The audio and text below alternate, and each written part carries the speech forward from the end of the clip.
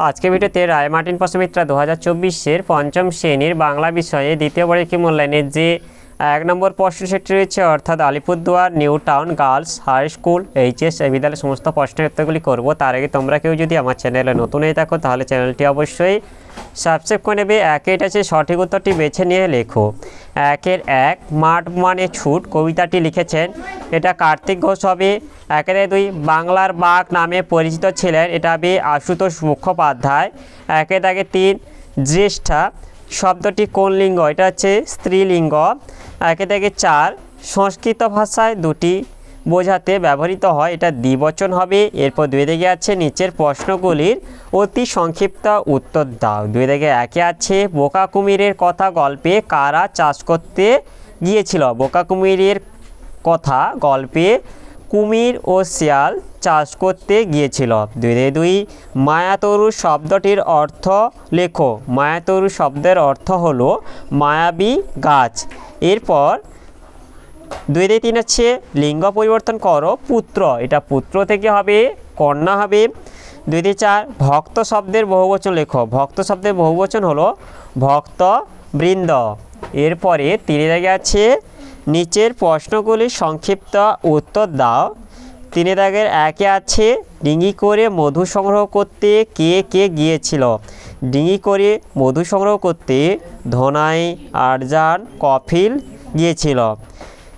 3-2 দুপুরবেলা চারিদিক অন্ধকার হয়ে গেল কেন, এর উত্তরটি হলো ঝড় কবিতায় দুপুরবেলা হঠাৎ ঘন কালো মেঘে আকাশটা ঢেকে গিয়েছিল। বকুলতলা, চাপার বর, নদীর জল সব কালো হয়ে গিয়েছিল, তাই দুপুরবেলা চারিদিক অন্ধকার হয়ে গেল। এরপরে 4 আছে চিঠি লেখো। তোমার বিদ্যালয়ের ছাত্রীবাস থেকে তোমার মাকে একটি চিঠি লেখো। এখানে ছাত্রাবাসে লেখাপড়া কেমন চলছে জানিয়ে বাবা ও মাকে একটি চিঠি লেখো। এটা হচ্ছে বাবা ও মায়ের পরিবর্তে এটা কেবলমাত্র মাকে হবে, দিয়ে এটা চেঞ্জ করে লিখে নিলে একই হবে। এইভাবে লিখবে। প্রথমে তোমাদের যে ঠিকানা লিখতে হবে ছাত্রাবাসে, তারপর যে এটা হচ্ছে শ্রীচরণসু বাবা ও মা আছে, এখানে মা বলবে।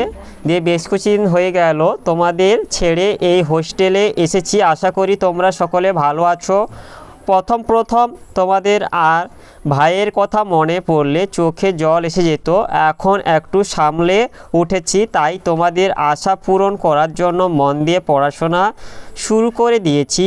অর্ণব কাকুর বাড়ি মাঝে মধ্যে যাই, কাকুও সপ্তাহে 2 বার হোস্টেলে এসে দেখা করে যান। কাকুই পাঠ্য বিষয় এর কঠিন ব্যাপারগুলো আমাকে বুঝিয়ে দেন। আমাদের হোস্টেলটিও আমার খুব ভালো লেগেছে, এখানকার মানুষজন আমাকে খুব ভালোবাসেন এবং মন দিয়ে পড়াশোনা করার জন্য বলেন। নতুন স্কুলের মাস্টারমশাইরাও খুব ভালো পড়ান। পুজো ছুটির আগে একবার নিশ্চয়ই অর্ণব কাকুর সঙ্গে বাড়ি যাব। মা, তুমি আমার জন্য একদম কান্নাকাটি করো না, তোমাদের আশীর্বাদে আমি ঠিক মানুষের মতো মানুষ হয়ে উঠব। ভাইকে আমার ভালোবাসা দিও। দিয়ে শেষ করবে। এখানে ইতি লিখে তোমাদের এখানটায় তোমাদের লিখে তোমার নিজের নাম লিখবে, তারপর এখানটা হচ্ছে তোমাদের বাড়ির ঠিকানাটা এটা দিয়ে দেবে। এরপরে 5 আছে নিচের প্রশ্নগুলির সংক্ষিপ্ত উত্তর দাও। 5-1 আছে বচন কত প্রকার ও কি কি। বচন 2 প্রকার, যথা একবচন ও বহুবচন। এরপরে 5-2 হচ্ছে রমেশের দাদা কলেজের অধ্যাপক।